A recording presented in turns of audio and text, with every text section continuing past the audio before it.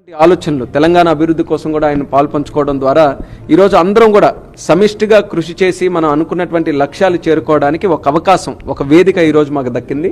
ఆయన రిక్వెస్ట్ చేసింది వరంగల్లో అక్కడ ఉన్నటువంటి సైట్, ఎందుకనంటే ఎయిర్పోర్ట్ తాలూకు ల్యాండ్ కొంత ఉంది, కానీ అదనంగా కొంత ల్యాండ్ కూడా దానికి కావాల్సి వచ్చింది. సో మేము రిక్వెస్ట్ చేసాం ఒక 253 ఏకర్స్ కావాలని. స్టేట్ ప్రోయాక్టివ్గా దానికి కావాల్సినటువంటి డబ్బులు కూడా రిలీజ్ చేసి ల్యాండ్ ఎక్విజిషన్ త్వరితగతిన పూర్తి చేయాలని కూడా మొన్ననే ఆదేశాలు కూడా జారీ చేయడం జరిగింది. సో మేము వెయిట్ చేస్తున్నాం.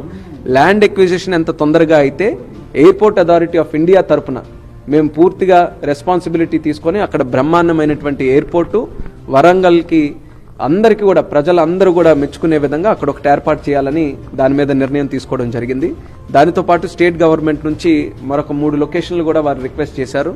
ఒకటి కొత్తగూడెం, భద్రాద్రి కొత్తగూడెంలో గతంలో ఒక సైట్ ఐడెంటిఫై చేసిన తర్వాత మా తరపున ఫీజిబిలిటీ స్టడీ చేస్తే అక్కడ ఉన్నటువంటి కొన్ని జాగ్రఫికల్ ఇండికేషన్స్ వల్ల, కొన్ని కారణాల వల్ల అది ఫీజిబిలిటీ లేకపోయేసరికి అక్కడ కూడా ఒక వేరే సైట్ని ఈరోజు ప్రపోజ్ చేయడం జరిగింది. దానికి మళ్ళీ ఎయిర్పోర్ట్ అథారిటీ ఆఫ్ ఇండియా నుంచి ఫీజిబిలిటీ స్టడీ చేయాల్సి వస్తుంది. అది కూడా రానున్న 1-2 నెలల్లో అది కూడా మేము పూర్తి చేస్తాం. తదుపరి నిర్ణయం ఆ ఫీజిబిలిటీ స్టడీ రిపోర్ట్ మీద తీసుకుంటాం. అలాగే భద్రాద్రి కొత్తగూడెం తరహాలోనే మనకి పెద్దపల్లి ఏరియాలో కూడా అక్కడ కూడా గతంలో నుంచి కూడా నడుస్తూ వచ్చింది ఒక ఎయిర్పోర్ట్ ఉండాలని. గతంలో ఉన్నటువంటి స్ట్రిప్ ఇప్పుడు సరైన అవకాశాలు లేక అది డెవలప్ చేయకపోయేసరికి వాళ్ళ సైడ్ నుంచే ఇంకొక సైట్ కూడా చూసే అవకాశం ఉందని చెప్పారు. అది కూడా మేము ఫీజిబిలిటీ స్టడీ చేస్తాం. ఈ 2 ఏరియాలు కొత్తగూడెం అలాగే పెద్దపల్లిలో స్టేట్ గవర్నమెంట్ చూపించినటువంటి సైట్ని ఫీజిబిలిటీ స్టడీ చేసిన తర్వాత అది ఎంతవరకు కూడా మనకి సానుకూలంగా వస్తే దాని మీద ముందుకు నడిచే అవకాశం వస్తుంది. కాబట్టి రిపోర్ట్ వచ్చిన తర్వాత దాని మీద నిర్ణయం తీసుకుంటాం.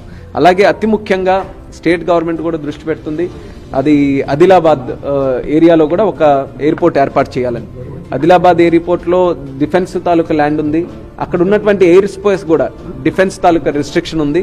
సో కేవలం మా వంతుగానే కాకుండా మినిస్ట్రీ ఆఫ్ డిఫెన్స్ నుంచి కూడా సహకారం తీసుకొని అక్కడ ఎయిర్పోర్ట్ ఏర్పాటు చేయాల్సి వస్తుంది. కాబట్టి ఆ విషయం కూడా మేము ముఖ్యమంత్రి గారికి చెప్పాం.